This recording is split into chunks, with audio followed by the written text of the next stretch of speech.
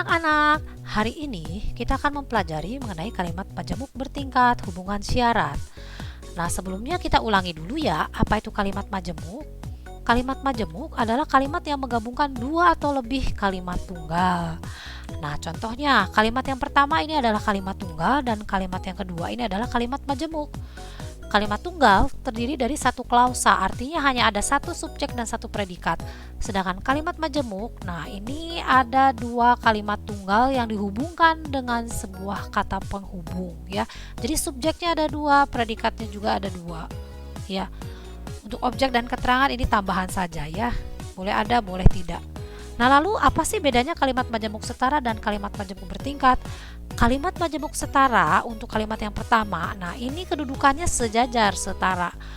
Sedangkan kalimat majemuk bertingkat, kita lihat ini ada keterangan waktu yang dapat diuraikan lagi menjadi subjek dan predikat ya. Jadi jabatan katanya ini ada tingkatannya ya. Dan pada kalimat majemuk bertingkat ini ada induk kalimat dan ada anak kalimat yang ditandai dengan kata penghubung ini ya. Jadi ketika hujan turun itu jabatan katanya adalah keterangan waktu. Keterangan waktunya ini bisa diuraikan menjadi subjek dan predikat lagi. Itulah yang dimaksud dengan kalimat majemuk bertingkat ya.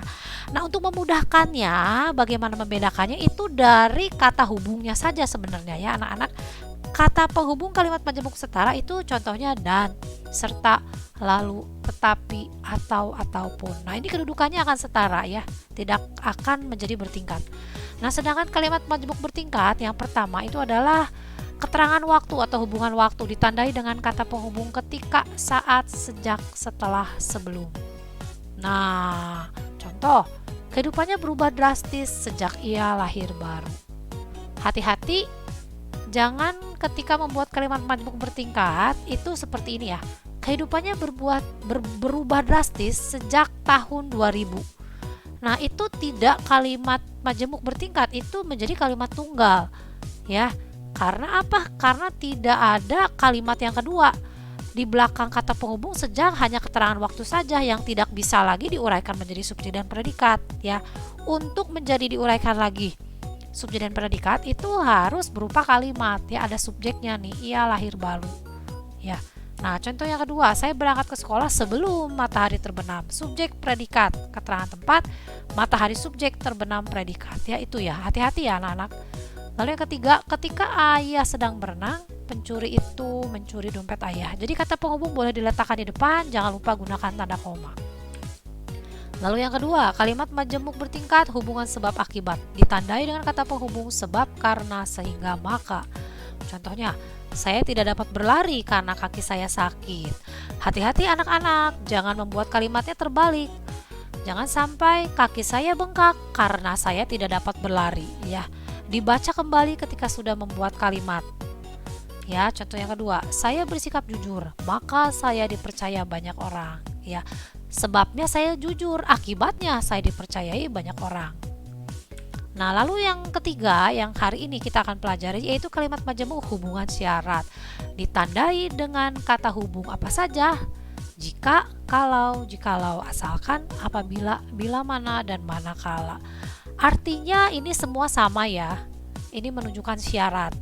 Contoh, bagaimana menggabungkan dua buah kalimat tunggal ini dengan kata penghubung jika?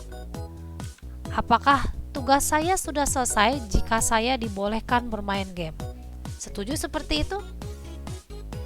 Jika kalian setuju, berarti kalian sedang tidak konsentrasi. Hati-hati ketika menggabungkan kalimat, dibaca kembali. Yang tepat adalah saya dibolehkan bermain game jika tugas saya sudah selesai. Ini syaratnya ya, keterangan syarat jika tugas saya sudah selesai. Atau boleh diletakkan di depan tugas sekolah saya sudah selesainya, tapi jikanya juga di depan. Jika tugas saya sudah selesai, saya dibolehkan bermain game. Lalu contoh yang kedua, manakala. Aku pasti senang manakala tinggal di gunung ya. Ini syaratnya. Ya, jika tinggal di gunung ya, itu artinya sama. Lalu bagaimana ketika kalimat majemuk ini diuraikan menjadi kalimat tunggal? Ada dua kalimat tunggal di sini. Ini yang pertama, aku pasti sangat senang. Manakalanya dihilangkan ya. Nah, lalu hati-hati jangan hanya tinggal di gunung, kembalikan lagi subjeknya. karena kalimat itu harus terdiri dari subjek. Kalau digabungkan menjadi kalimat majemuk, si subjeknya ini boleh dihilangkan ya untuk kalimatnya lebih efektif.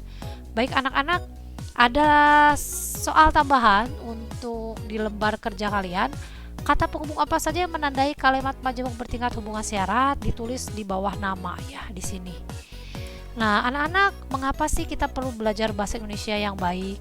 Nah, anak-anak, Tuhan memerintahkan supaya kita itu menjadikan semua bangsa muridku. Ajarlah mereka melakukan segala sesuatu yang telah kuperintahkan kepadamu. Artinya amanat agung dari Tuhan supaya kita memberitakan Injil.